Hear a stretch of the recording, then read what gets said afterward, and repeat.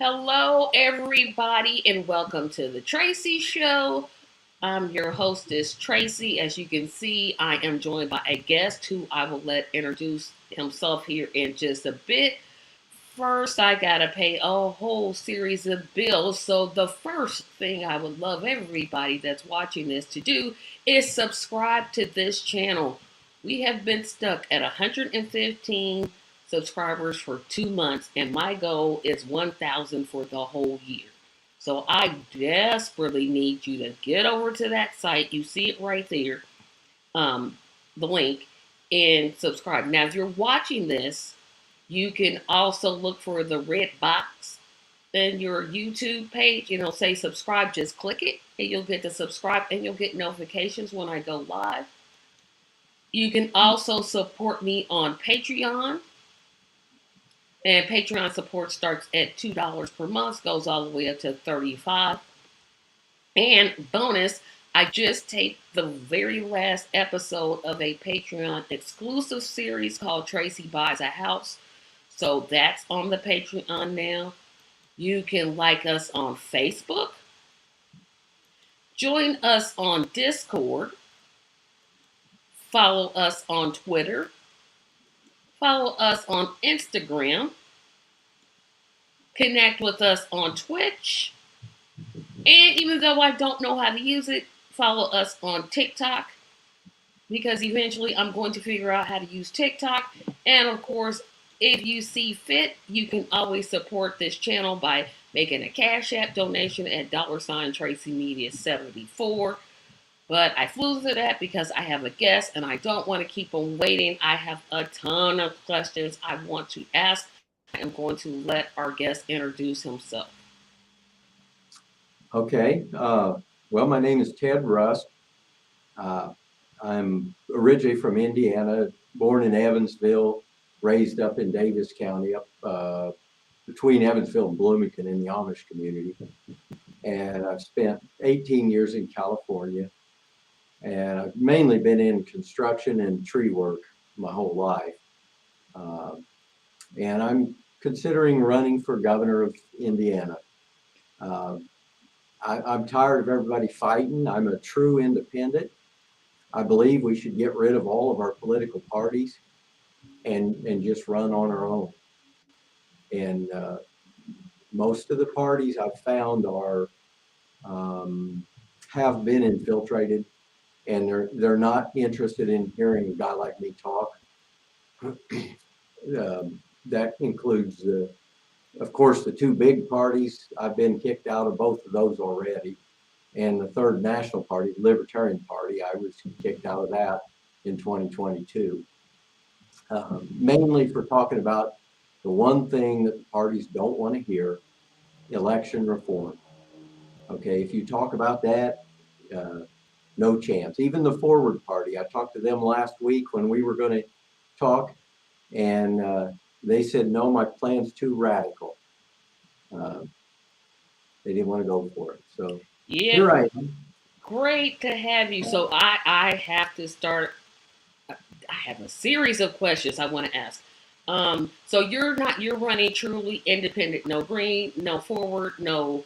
No, I will be. I'm a paid libertarian member.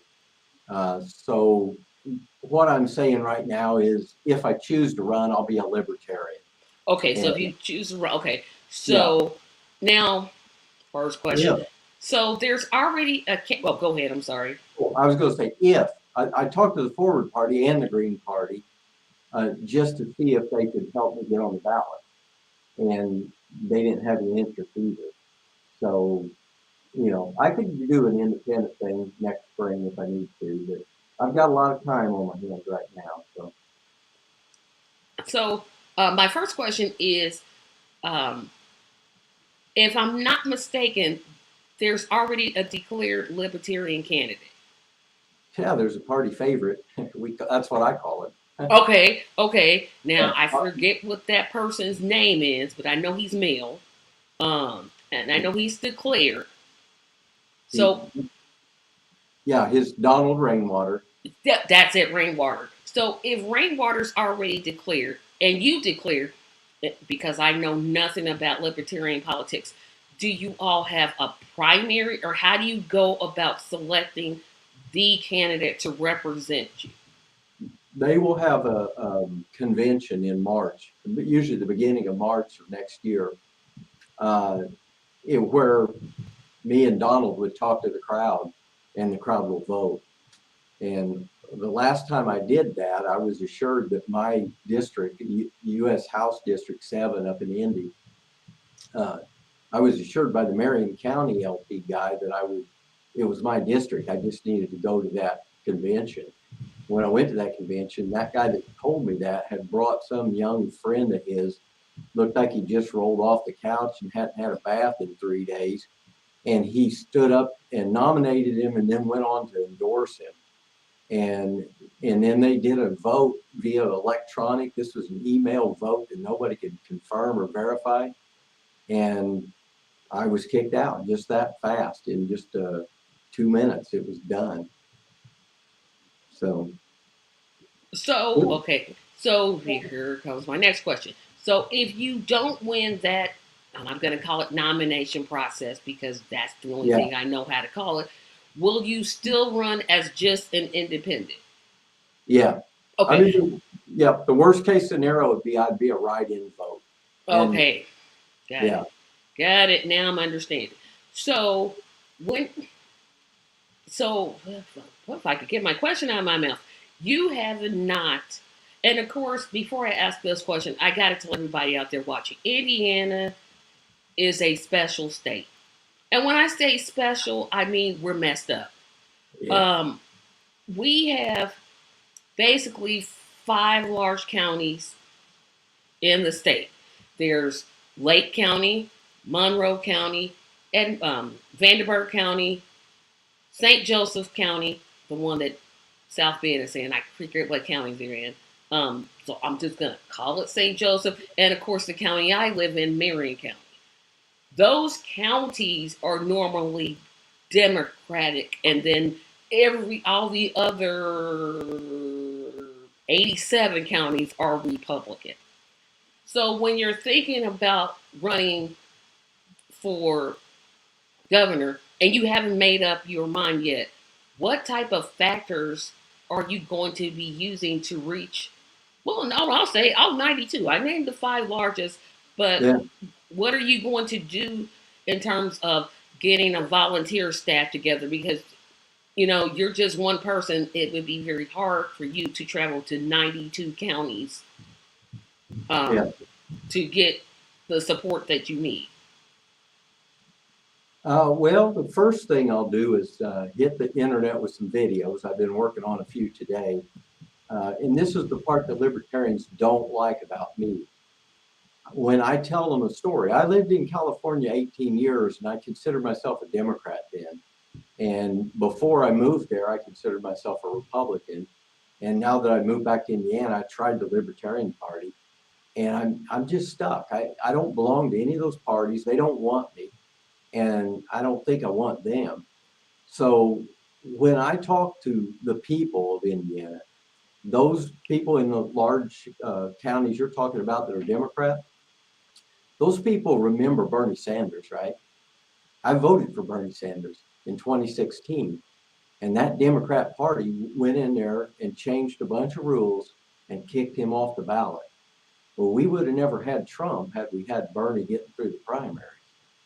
And then when he got kicked out, then I heard Trump come in. He was speaking about the same things, the border and free trade. And I said, that's strange to hear a Republican talk like that.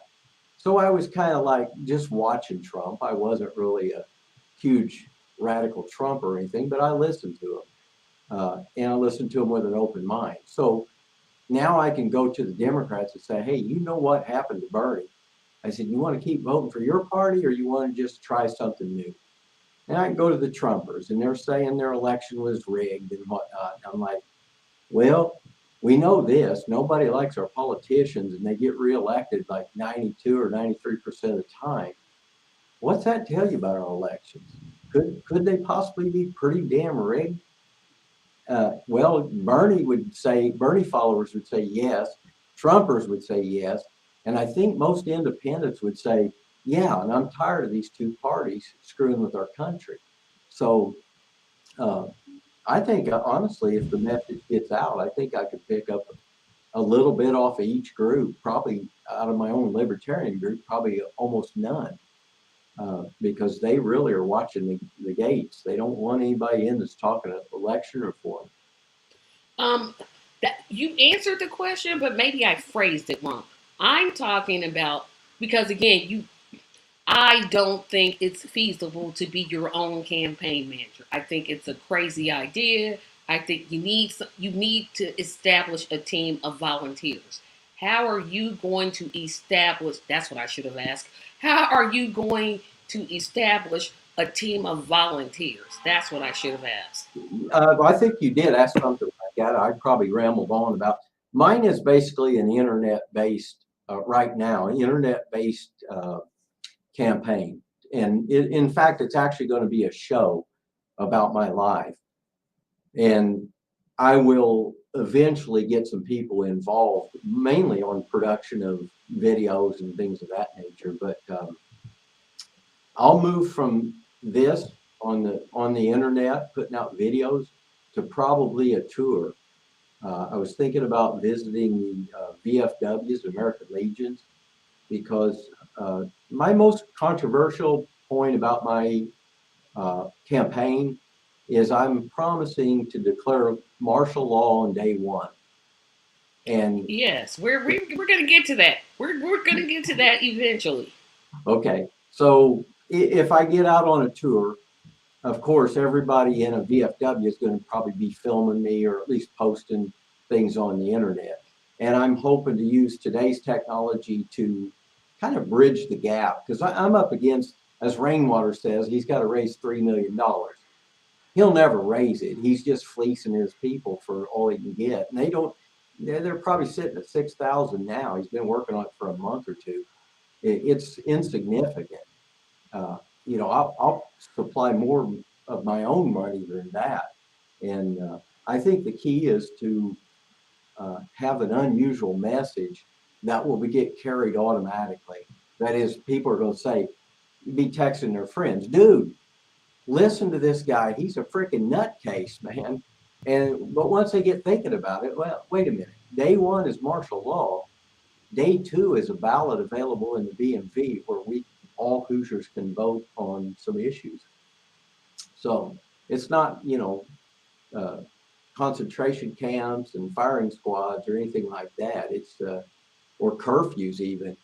Some of the big cities have some crime problems, and nobody's even talked about martial law sending some guardsmen into those cities.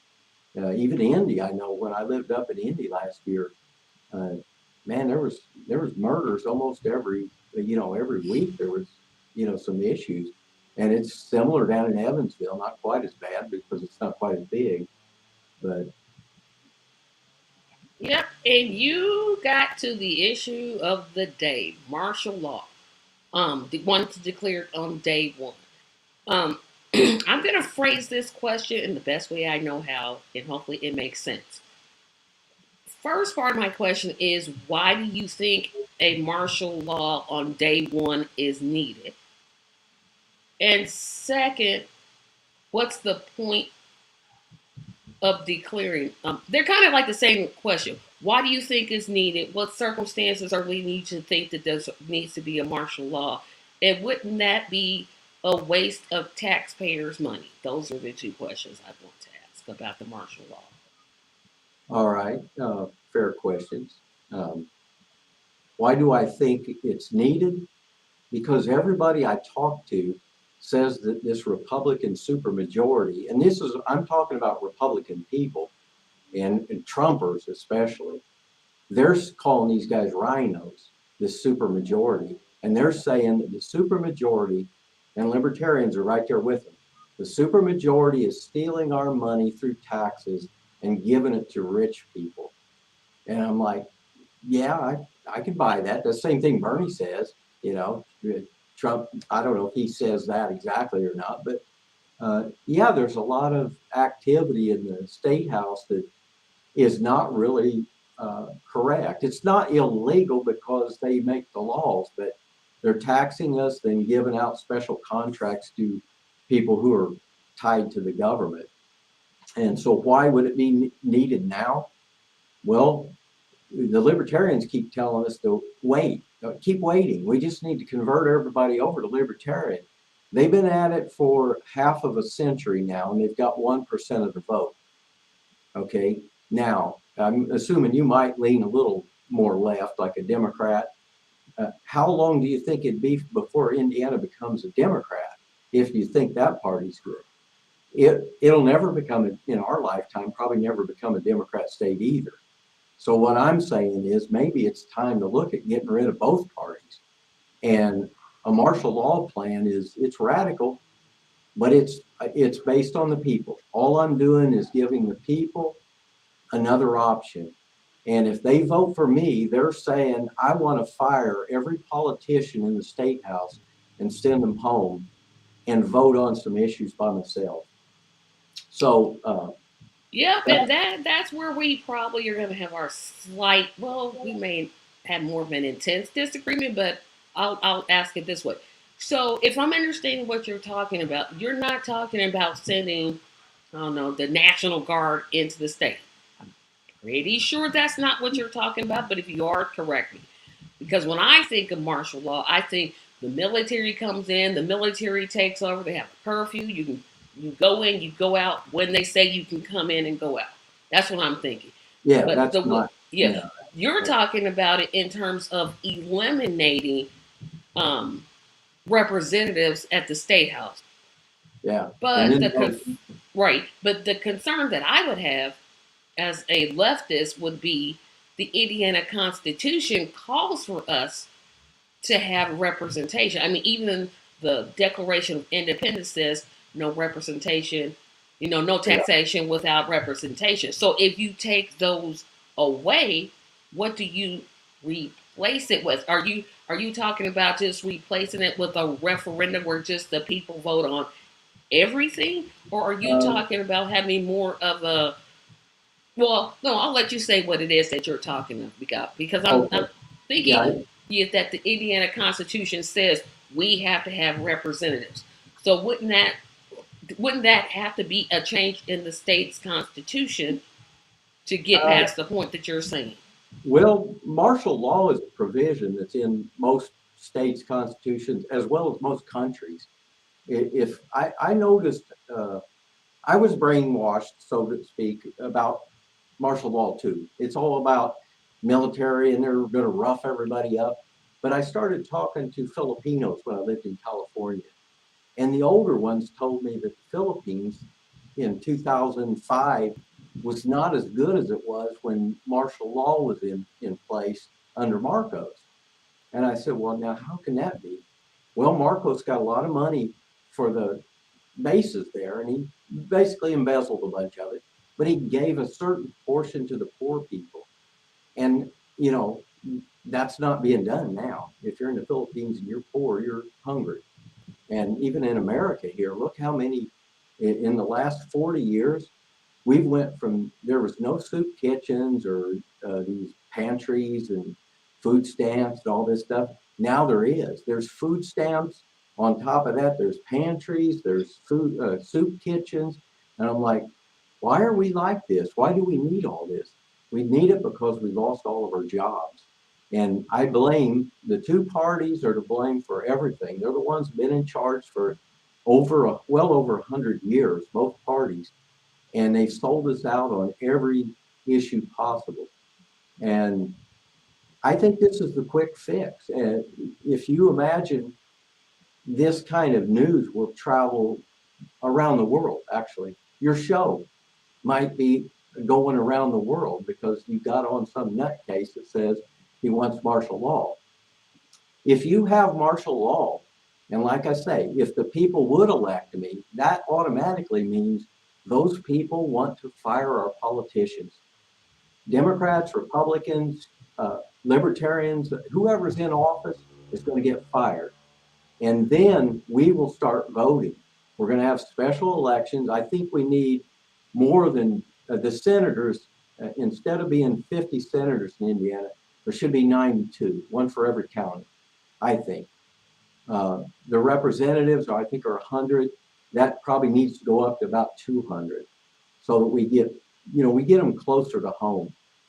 Because even in our federal government, we're supposed to have 10,000 U.S. House members. So my county of Davis County, should have one House member going to D.C. The next county over, Knox County, one House member. Down Toyota plant, Gibson County, another House member. Indianapolis should have, I think I calculated about 30, probably 30 House members, and they've only got one for all of Marion County, or most of Marion County. Yeah, most of Marion County, we only have one. I'm just saying, that's what the Constitution says, specifically, 30,000. Right, but again, not to keep harping this point, but I'm trying to make sure I'm understanding what it is that you're advocating for. Because if you just get rid of all the politicians, let's just say you get elected as a write-in candidate. You get elected, so people are saying, yes, we want this martial law. And you yourself said, hey, this is a short-term solution. What then becomes the long-term? Is this martial law going to be a permanent thing under your administration? Or will it just be for 6 weeks, 2 weeks, a month, 2 months? Like, how long does that martial law go for?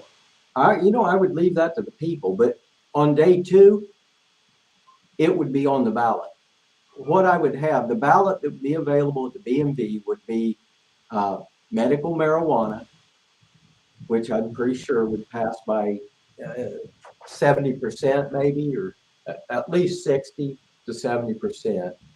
And the second thing would be election reform, which this involves all the lefties and the people on the right, the Republican types, the right wingers. They're complaining about term limits. They want term limits. Everybody wants to end gerrymandering.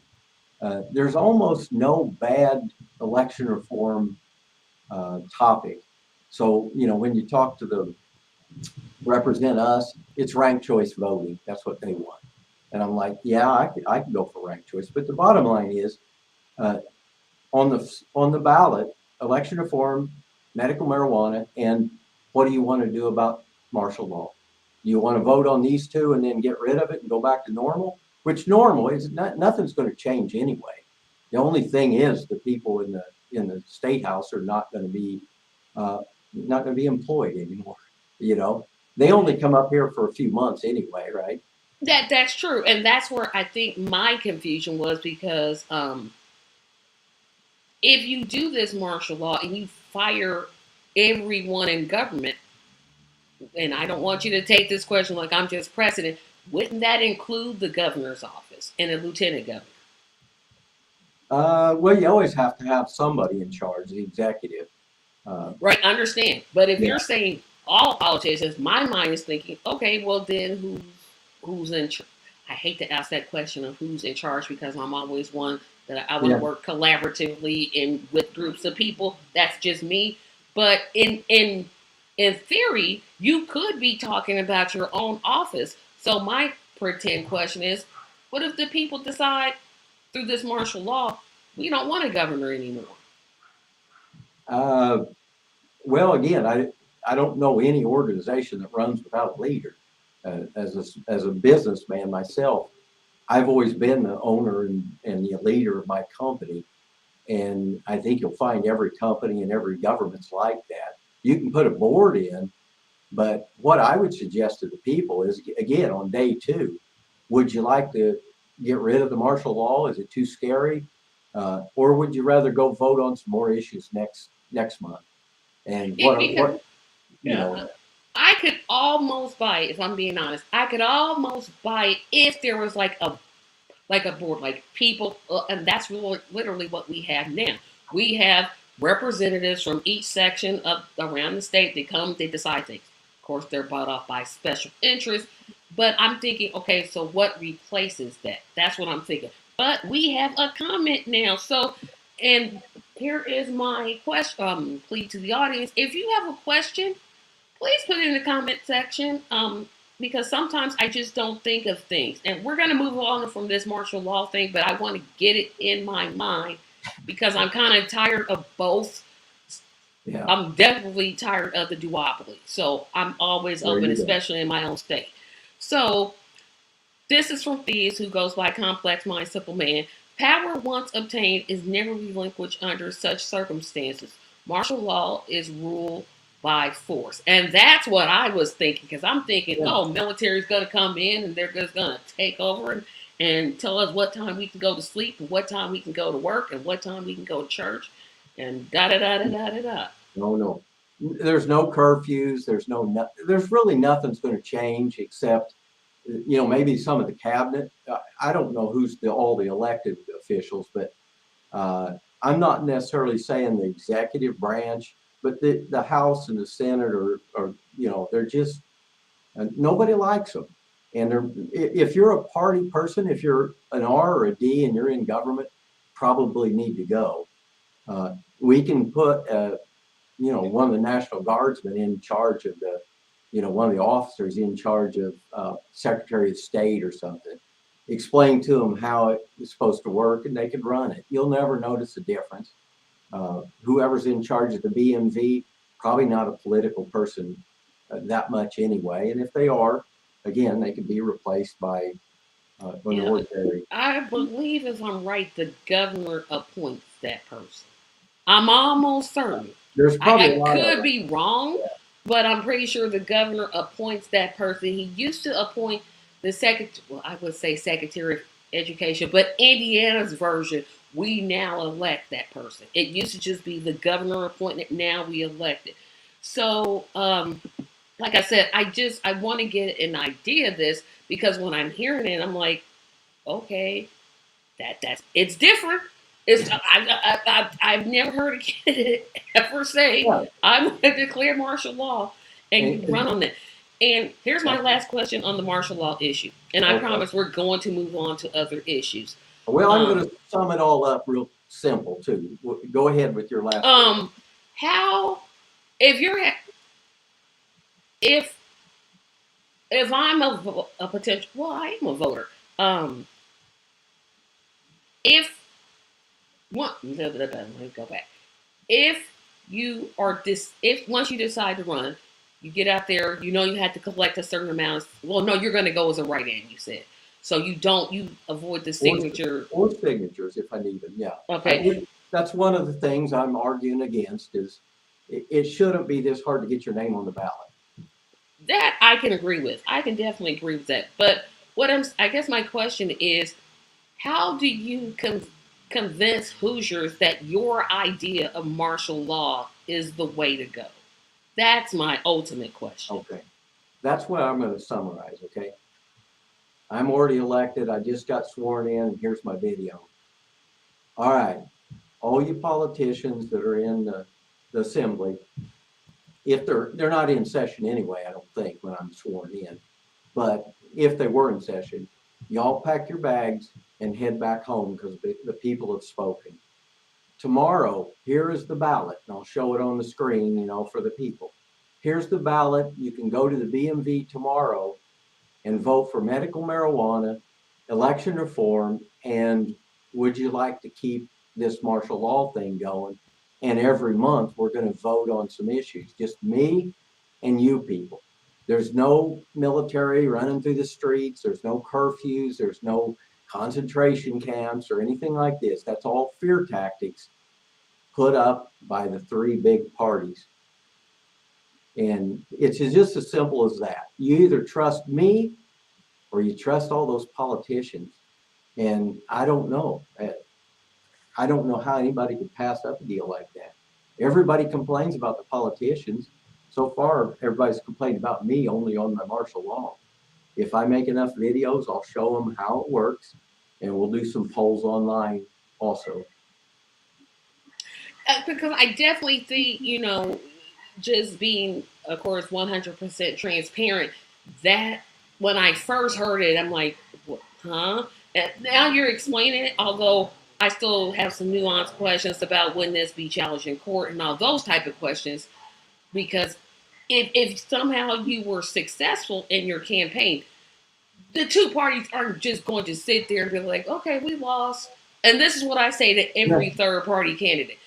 When you win, they're not going to take the loss sitting down. They will go to court. They know they have the money to Yeah. do it. They'll drag it in court. And so expect that.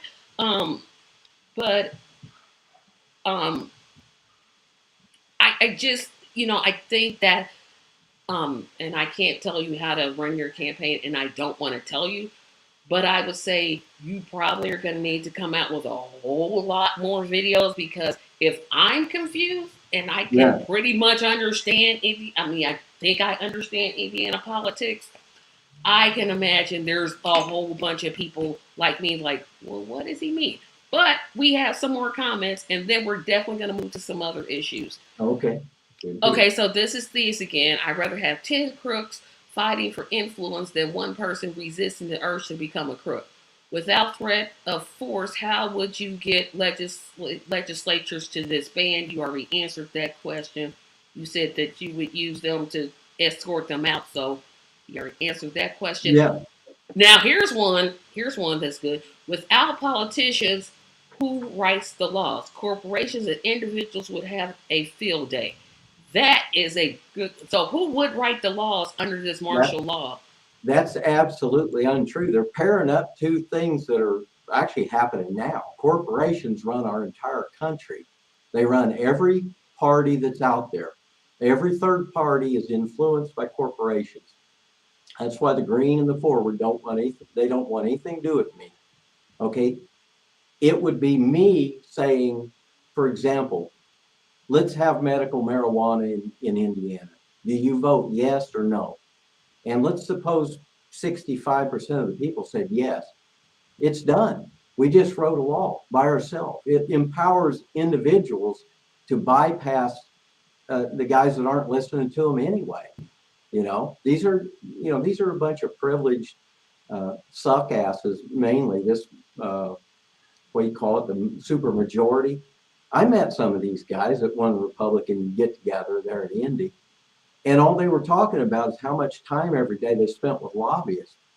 And I asked them, I said, do you ever go out and talk to people in the field and see what they say? Because now, especially after Trump's done, there's a lot of people talking about bad elections. And like I say, when you bring up Bernie Sanders' name, those people already know what happened in 2016. And they know that we got Trump because the Democrats kicked Bernie out. So I think there's a lot of people out there that would listen to me on one 5-minute video. They're going to listen to me and say, damn, that guy, he doesn't sound at all like a politician. And look, I was raised in a Methodist church out in a farming area in an Amish community. It doesn't get much more wholesome than that. Now I did, smoke weed and drink beer and all this stuff, but as far as honesty goes, you're not going to find a better place to be raised. And like I say, I'm talking about day number 2, and I'll put a panel together of whoever, VFW and Legion members. Those are all of our veterans. I would probably be hiring those guys as part of the establishment that we're going to create, because you're going to use the National Guard in some cases. I would offer the National Guard to go out and ask Marion County, do you guys need any help policing anything, or what do you need? If they say no, then that's fine.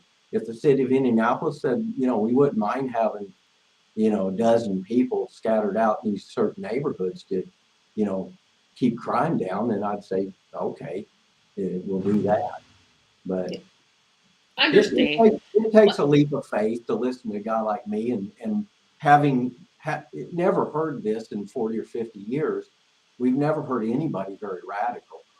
And I don't even consider this radical. It's like, I'm going to use a law that's in the Constitution to get rid of a bunch of crime that I'm hearing. I'm hearing reports of crime, Okay. Seems like a simple fix to me. Yeah. So as promised, I said I was going to move past the whole martial law, but I had to get to it because that was the one thing that stood out. Okay. So we're going to just assume that you're going to either gather signatures or run as a write-in candidate. We're just going to assume those things in my next kind of rounds of questions.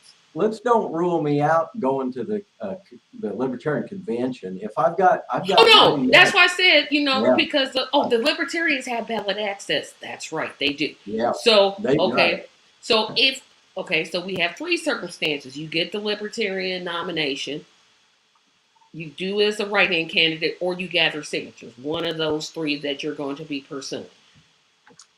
I always ask candidates, always will ask candidates about issues that I definitely, when you said I was a leftist, you pretty much had me right, because I definitely lean towards the socialism side of politics. Personally conservative, but politically socialist. So there's some issues that I care about, and I think um they're concerns to everybody, especially in Indiana.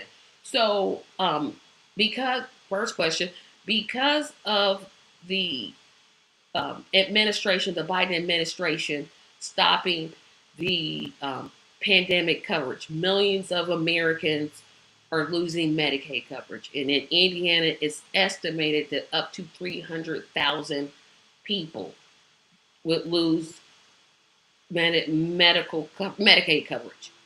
Under this martial law system that you're talking about, I'm always for something called Medicare for all. It's like my top issue. Do you, through this apparatus that you're talking about, just put that on the ballot, or how do you kind of weave around that? Well, let me tell you about this. Is one thing that most conservatives don't like hearing, but this country is not. They call it like slightly right of center. It's pretty heavily left of center, honestly. And my Republican friend a while back he's 60 years old, and he said, I wish they would have took Medicare, maybe not Medicare for all, but they should have took it down to 50 years old, so us old guys don't have to work jobs we hate just to have insurance. And I said, wow, I never heard of that. I never thought of that. That's a good compromise place, even though it's not necessarily a state issue. But imagine if we had a federal government that was doing what I'm talking about. Do you guys want Medicare down to age 50? And let's try it out for a while. I think you'd find that everybody that got it at 50 now is going to say, let's take it down to 30. And pretty soon we're going to be all the way down. Because as an insurance policy, it's so much more efficient than anything else. So, yeah, I lean left too, but I don't talk about it much because my main thing is there's no sense in arguing over these left and right things until you fix your government. And you need to get those two left and right things out of there, the Republicans and the Democrats. No. Oh, hold on a sec. I got to address this one. This is actually incorrect. It is the president who has the authority to expand what we were calling the pandemic emergency. He's the one that could have extended the pandemic emergency, but because he chose not to, millions of people are going to could lose Medicaid benefits. Florida is up to like 640,000.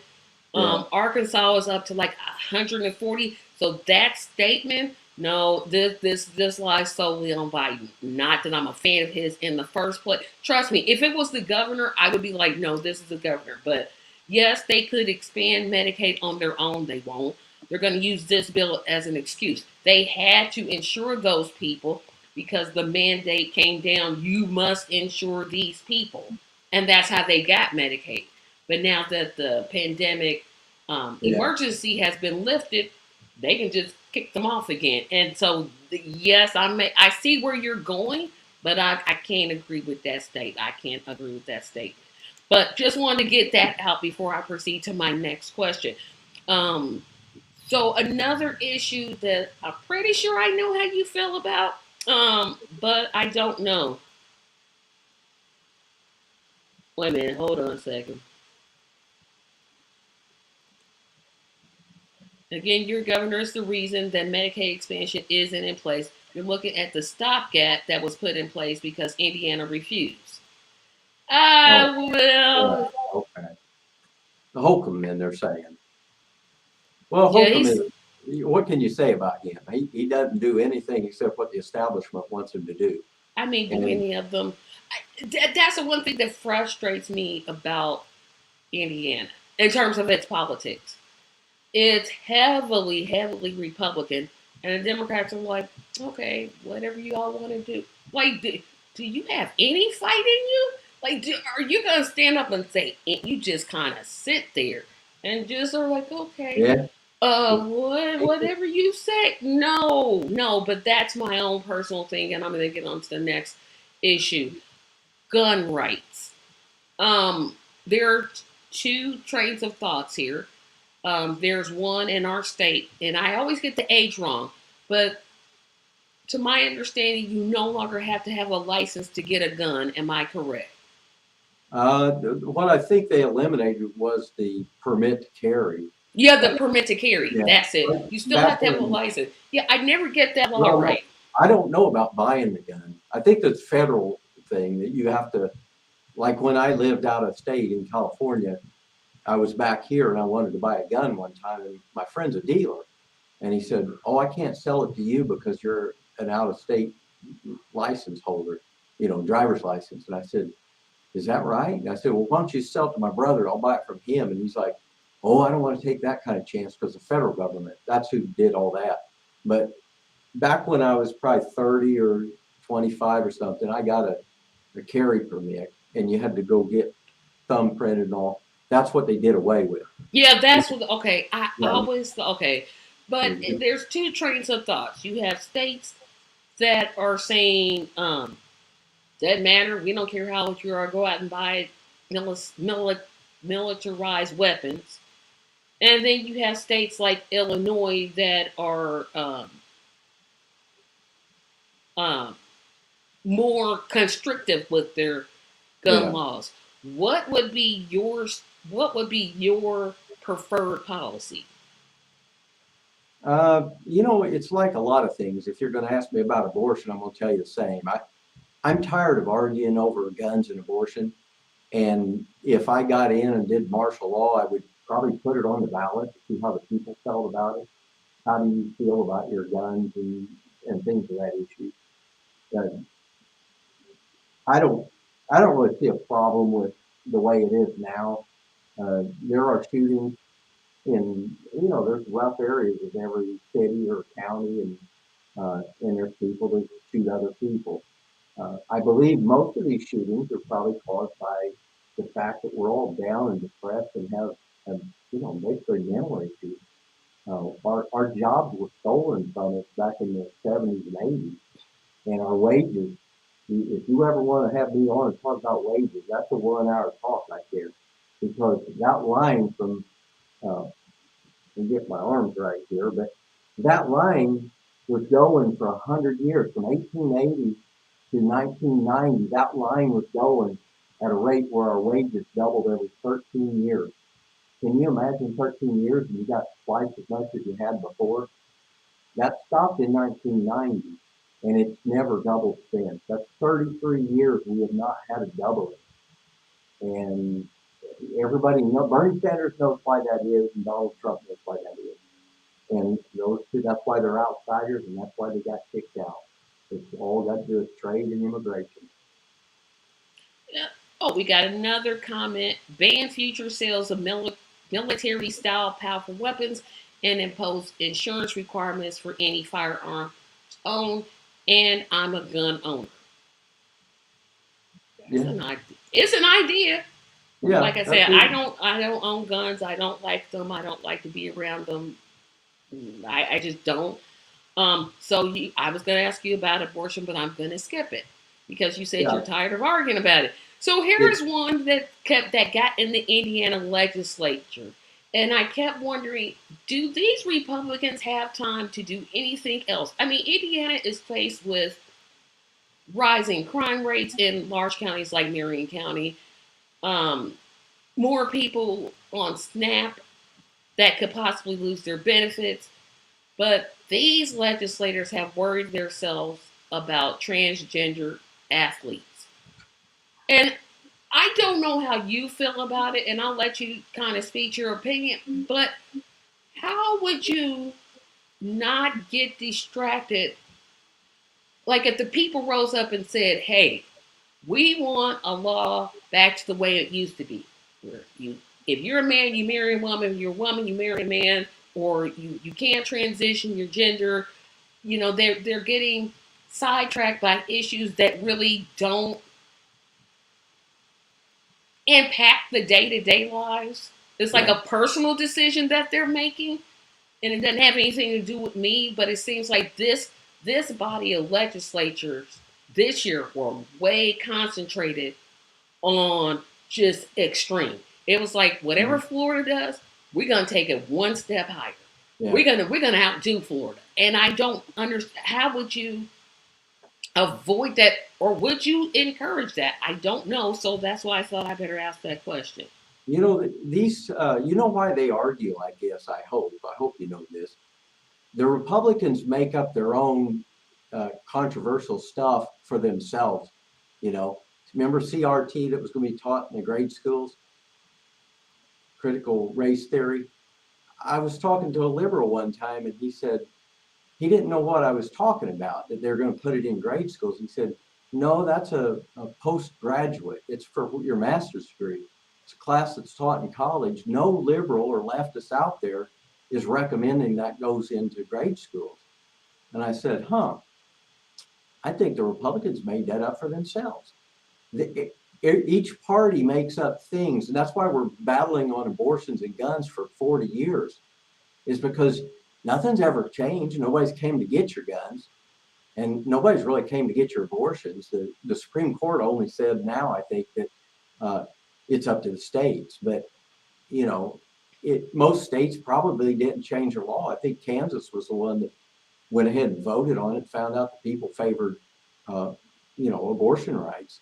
So anything that it smells like a duopoly argument point, I wouldn't, it's just that it's not that I don't have an opinion on it. Look, if a 6'4" guy or person with a 8-inch penis is going to swim or do something against a 5'4" girl, I think we just got to resort to common sense.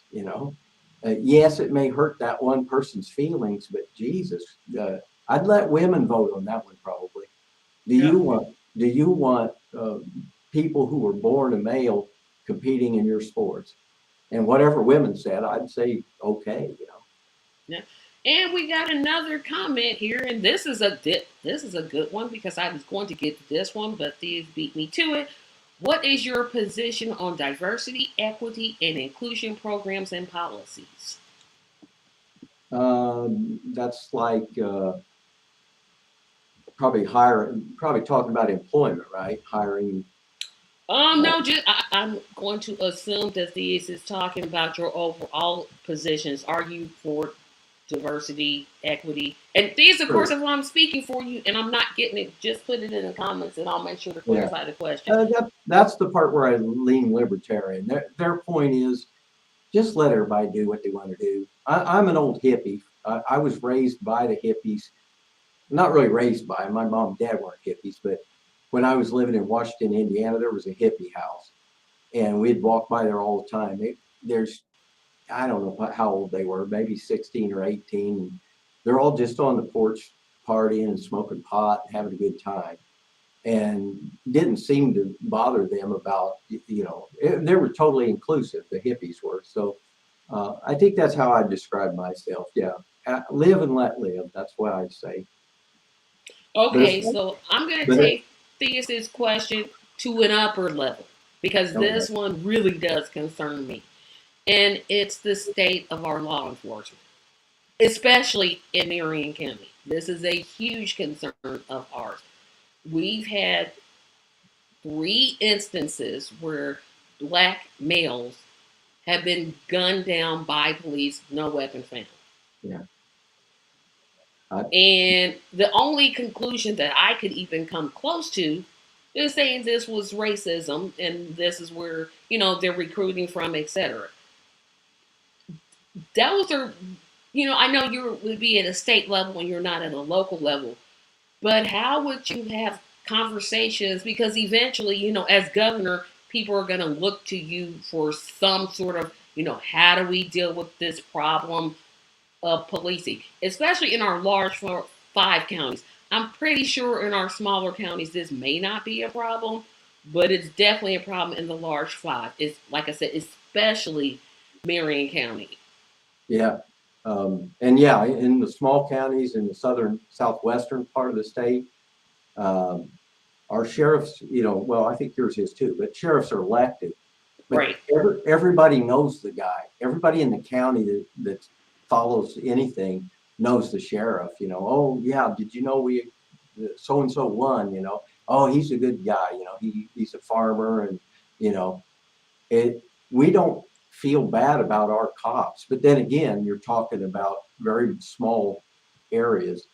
What I would suggest, and I've suggested this on schools too, when things get too big, they get out of control. If you took Indianapolis and you just broke it into like congressional districts like they should have, which is like, I think I figured up about 30 times 30,000, because it's almost a million in Marion Yeah, County. it's almost a million. We have a million people almost. Yeah. So imagine slicing that up into cities of 100,000, all of Marion County, just slice it all up in little squares. Now you guys, less than 100 would be great, even 30 or 40,000. Then you guys in that 30, 40,000 group over there, you go elect your own sheriff for that little small group. That way an African American community can elect an African American that a lot of people know. And of course, they're probably not going to shoot their own people in their own area. Just like Davis County is mostly white and the police are mostly white. They don't shoot us. But I'll tell you this, regarding like BLM, I said, I'm a conspiracy guy. I said, you know why it wasn't called White Lives Matter? Because it would have been fixed in about a month. Because more unarmed whites get shot every year by the police than do African Americans. Only because we're a bigger group. But we lose more people, whites do, than do blacks. And I think it was made that way for intentional. Because when BLM came up with their logo, didn't you notice that we had that flag with the blue line through it? That came up at about the same time. So every issue that the two parties have in front of them, they always want to just break everybody apart, pull them apart. Just put BLM over here. That way, if it's called BLM, white people in the rural areas don't need to worry about it or do anything about it. How many times have you seen one where the news story is a white kid got shot by a cop and he didn't have a gun on him or anything? It happens. I think I'm gonna have to take some issue with that, and I'll tell you the issue that I take with that because I'm definitely Black Lives Matter. It's not that we're saying that white lives don't matter or Latino lives don't matter. That's not the intention. We're saying we matter too, and in some instances, our government has ignored us in terms of contracting, in terms of employment, in terms of discrimination, in terms of I can name just about anything. That's the only issue I would take with what you're saying. I get what you're saying, but I have to take issue with it because what Black Lives Matter does is say, hey, world, we matter, which we already knew we matter, but it seems like the rest of America, especially white America, and not all white people, I don't want to say that, but especially some white people, it's like, oh, just stop complaining. No, we're more likely to be unemployed. We're more likely to have diabetes, experience health disparities, economic disparities. We have disparities up and down that are just like, okay, stop complaining. Well, that's the only pushback I'm going to get. But we do have some comments here. And I hope you don't take me wrong. I'm not criticizing BLM. I'm just. Oh, I didn't think you were, but I was like, no, I got to take issue with that. Just one little part that you said. I'm like, no. What I always complain about is when we split things up. We called it BLM because it's Black Lives Matter. Now automatically Fox News can make fun of it and tell white people, don't worry about it. It's just a bunch of people bitching. But the truth is, we You mean all complaining? Because I complaining. said no cursing on Yeah, the show. complaining. But you know, the bottom line is we should have called it "Stop Killing Us," you know, and then the whites could have went out, because I remember one I saw on a news story. This kid was going down the highway and he flipped his lights because I think the cop had his bright lights on. That's what the kid said. This kid's 17 years old, just got his license. So, and he was a smart ass. So when the cop came up, he rolled his window down about an inch, put his license up there, and the cop asked him to get out of the car. And he said, why? And anyway, it went from that to an escalation to him pulling him out of the car, and ended up the kid was dead. All right, 17-year-old kid, no gun, no struggle, just cop pulled him out, tasered him a little bit, and then shot him. And I'm like, no, this is where we need to come together. Blacks, whites, Latin people, Asians, forget about our race for a minute. Let's come together and govern our own communities. I just told you how to split India up into all those places. There's probably a few pockets that are African American, maybe a pocket of Latin and whatnot. Let's all police our own neighborhoods. If there's neighborhoods with mixtures, then we'll deal with that. We can handle that. Yeah.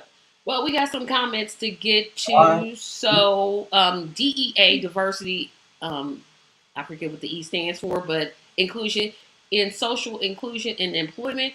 Hippies are open, but then the masses are absolutely not.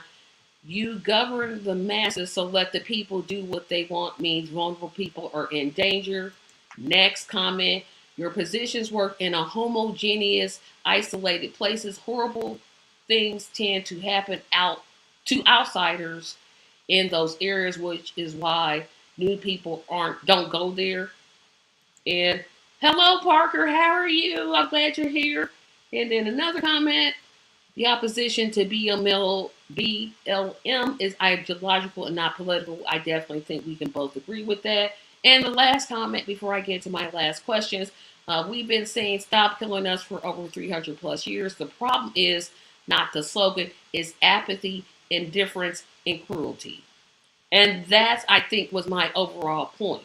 It's not the Fox News opposition to BLM. I could care less what Fox News thinks. I literally, I'm like, I don't care. I know what their agenda is. They're a bunch of white supremacists. They can sue me all day. I have no money to give them. But they control a quarter of the election. You know, there's about a quarter of the Americans are independent or Democrats and a quarter are Republicans. And I know you may not care what Fox News says, but I'm telling you, there are people who do. The guys that are less intelligent and they're watching Fox News, they will be anti-BLM. And to say it's not political, I don't believe that. That flag, the American flag that's like all black with a blue line in it, that is the opposition to BLM. You either stand with the police or you stand with the blacks. And when you're a white guy, you're in the rural area, you're like, well, Fox told me I need to stand with the police.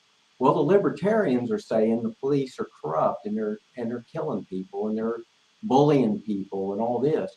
Yeah, we need to get smaller areas that we police and let the people elect their police. City of Indianapolis, right? You don't elect anybody in the city, right? For the city police. No, the mayor appoints them. There you go. Every big city, you look at where all these shootings are, unarmed kids and whatnot, they're going to usually be in large cities. And those large cities got too large. Same with schools. Why do we have shootings in schools? Because we graduate too many kids out of one building. It's that simple. The Amish schools are, hell, they still got one-room schools down here in Davis County. You mean, heck, they got small schools. Yeah, 20 kids. My high school graduated. Oh, you didn't catch that. I'm like, no, heck, don't curse on the show. What was it? I said you didn't catch me not telling you to curse. That's one of the ones I don't like. I'm like, no. Okay, no cursing. But yeah, the schools, they talk about how bad they're getting, but look what we've done. We've taken schools that graduated 50 people, especially in places like Indy, and they kept consolidating until they got 2,000 kids graduating every year. Those kids don't know each other. So it's easy to go in and shoot a bunch of strangers. But when you're in a school that graduates 80, you know everybody in that school. Yep. So at this portion, I'm going to tell everyone to subscribe to this channel, please. Subscribe, subscribe, subscribe, subscribe. I got a new comment down here. I'm going to bring it up. Well, I could say. And this is from Parker. I think white people can still be concerned about police brutality and the race disparity connection, even under slogan Black Lives Matter. Some are turned off by it because they are not the focus. And last comment that we're going to take, the fact that you, and this is to you, so you can respond to it if you like, the fact that you said choose politics or black people illustrates the issue. So you acknowledge the police are anti-black by definition. That's a question. And school shootings are not because of the building, and school shootings are not because the building is too big. You may respond. Well, we just got a different opinion. I think you get a better education in a very small school. And when you know people as personal friends, you're less likely to get a gun and shoot them. That's what was the other question about the BLM and the. He was just making a point that police are anti-black. No, I'm not going to say that. Police are just our neighbors. If they were truly policing our own neighborhood, imagine in Indy, if you just carved out 20 or 30 blocks and you guys elected one person for that, regardless of what the racial makeup is in that. We got together in the evening, we listened to two or three guys that want to run for sheriff of that little community, and we voted on it. And now we hold them accountable. They're not going to be messing with you. Those big cities are the ones that have the major problems. They've got all kinds of other issues in the big cities that leads to that. Because racism, really, in this day and age, they always tell me about racism, and I'm on the white side of it, raised in southern Indiana with all white people. And you know, I've hardly ever heard the N word in my life. And I'll tell you this, I've never been approached. I've never had a friend who was approached, nor have I had a friend of a friend of a friend who was ever approached by the KKK.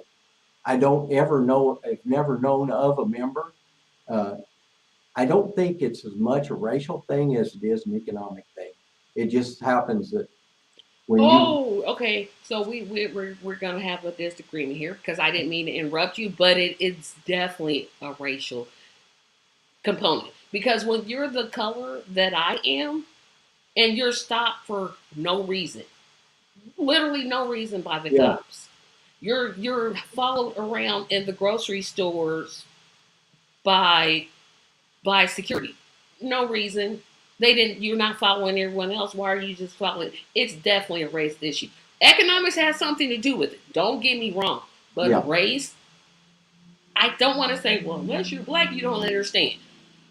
But I don't fully understand. Yeah, and I don't want to come across as like I'm just pounding, but that is something that it's tiring. It's tiring to go through the process where you're followed in the stores and you're stopped by the police. No reason. Or you just go to the police for help. You just say, hey, we need, like in this situation I was talking about the last shooting, a son had called the police because his mother was having a mental breakdown.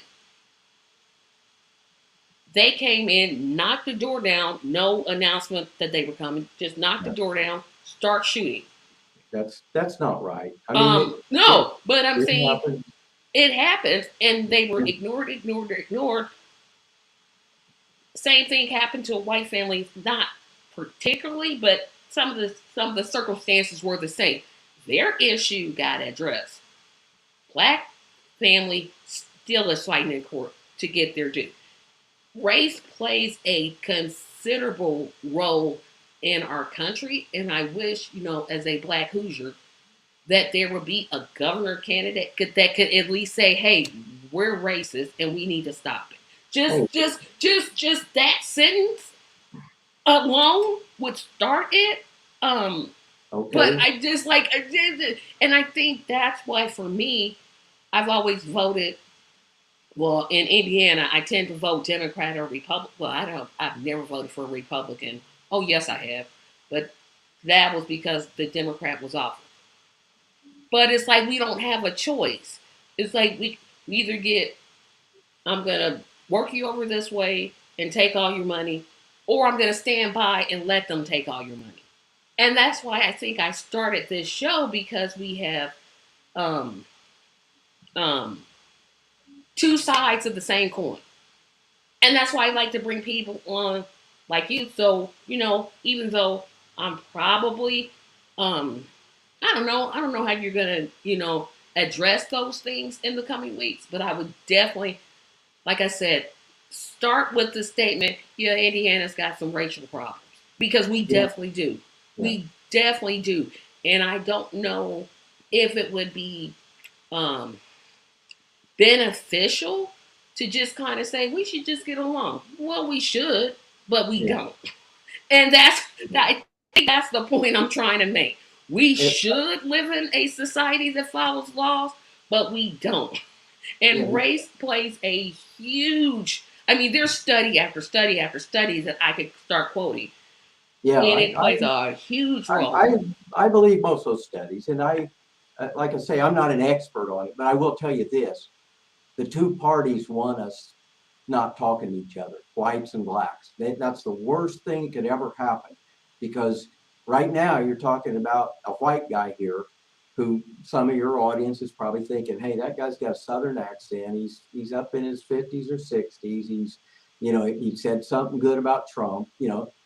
I'm telling you, this martial law plan, one thing we could do if I got elected, we could put together a board of African Americans in and around Indy, and let me tell them about splitting Indy up into 30 different cities, and you elect your own city policeman that polices your little area.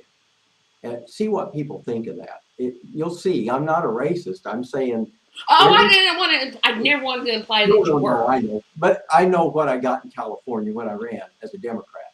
That's what it was. It was Latin people. And I will say this, the only African Americans I came across in that race was when I went to the Los Angeles County Young Democrats.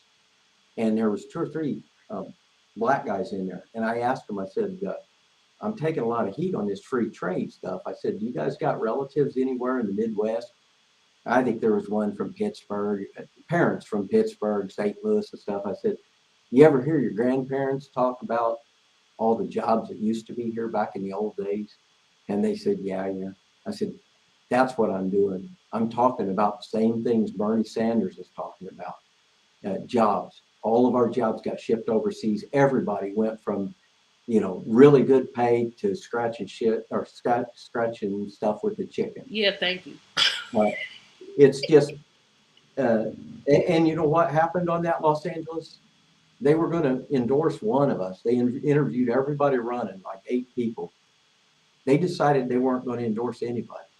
And I felt good about that. I said, I think a few of those black kids, because the American born Latin, I know I'm going to sound like a racist here, but those that are in the Democrat Party in California that are young and usually Latin and older white women, they hated me and they ran me out of the election. That's what they did. They Yep. got they got the registrar's office to turn down my signatures, and that was the end of the story.